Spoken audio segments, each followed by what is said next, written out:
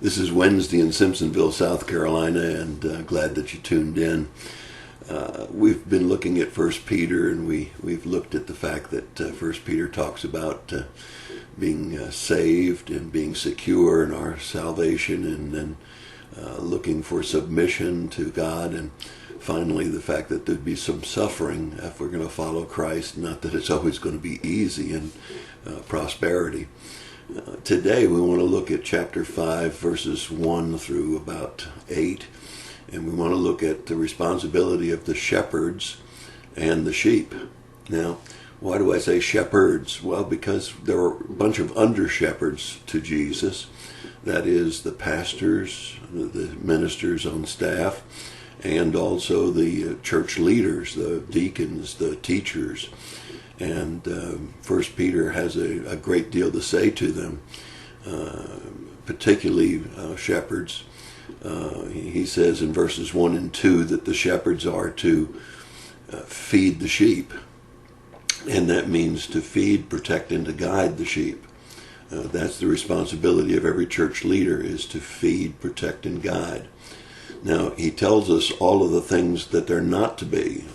Take a look at verses 1 through 3, and it says, not under compulsion, that is, not because you have to. Not for sordid gain, that is, not for financial reward or prestige. And not for lording it over them, not acting holier than thou or better than you, because they've had their responsibility given to them as shepherds.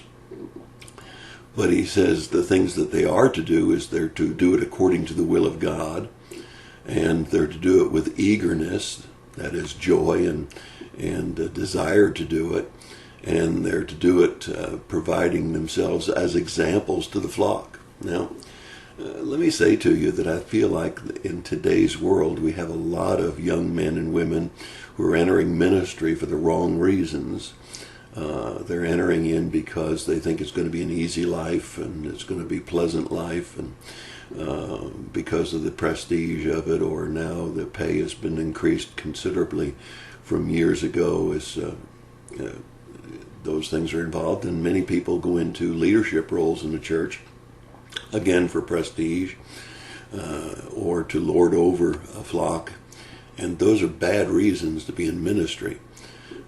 Being an example is a very important part. I always told my staff that when I was a layperson, I worked a job that required 60 to 70 hours a week of work. And then I gave another 10 or 15 hours to the church as a volunteer. And I said that staff needs to set the example, that they need to be willing to work not just the 40 hours of a work week, but they need to be willing to give some volunteer time to the church. And when they don't do that, they're not a very good example. So don't want to be workaholics and sacrifice your family totally, but do need to be willing to put out what lay people are doing in order to be an example to the sheep. Jesus certainly clearly said what a shepherd should be. He says, I am the good shepherd. I lay down my life for the sheep.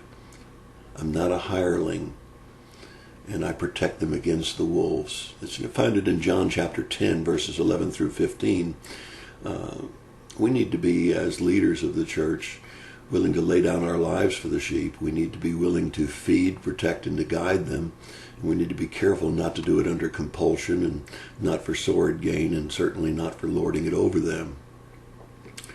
Now, what about the sheep themselves? Do they have a responsibility? Well, in 1 Peter it says that the sheep do have a responsibility. The sheep are to stay humble. They're to submit to the leadership of the shepherds.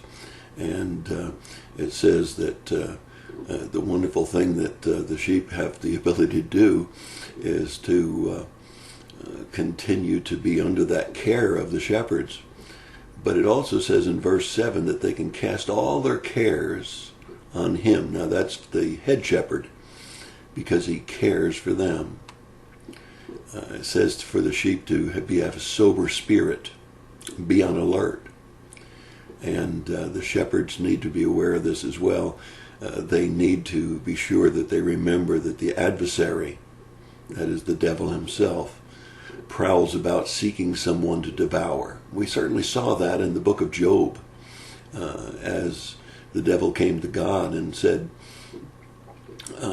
do you put your hedge around Job for no reason at all, and he's faithful because you've got that hedge around him. He was seeking to devour Job, and he still seeks to devour the sheep. And the shepherd needs to be on guard, but so do the sheep need to be on guard, knowing that our adversary does prowl around seeking someone to devour. So we need to feed, protect, and to guide, and the sheep need to be alert, casting their cares on him because he cares for them. And we find this relationship of the sheep and the shepherds, and we find it's not hirelings. It's to be those that are willing to lay down their lives for the sheep. And we need to be good under shepherds. And Jesus certainly set the example in John 10, verses 11 through 15. He says just exactly what he did, and that's the kind of example he set for us. Kind of example that all church leaders need to set for the sheep. So that's your thought for the day. I want to remind you of a story that I heard that I used when I preached this message a number of years ago. A couple of people were watching a lion tamer, and it happened to be a female lion tamer. She went into the lion's cage. She made the lion stand on his hind legs. She made the lion roll over. She did a lot of tricks. And then she went over and she had the lion actually lean forward, and she leaned forward and she kissed the lion. And one of the people that was watching said to the other one watching, "Do you think you could do that?" He says, "Absolutely, I'm positive I could do that." The guy says, "Yeah, right, sure, of course you could." He says, "Yeah, just get that lion out of there. I'm sure I could do that." That's your thought for the day. God bless you and have a great day.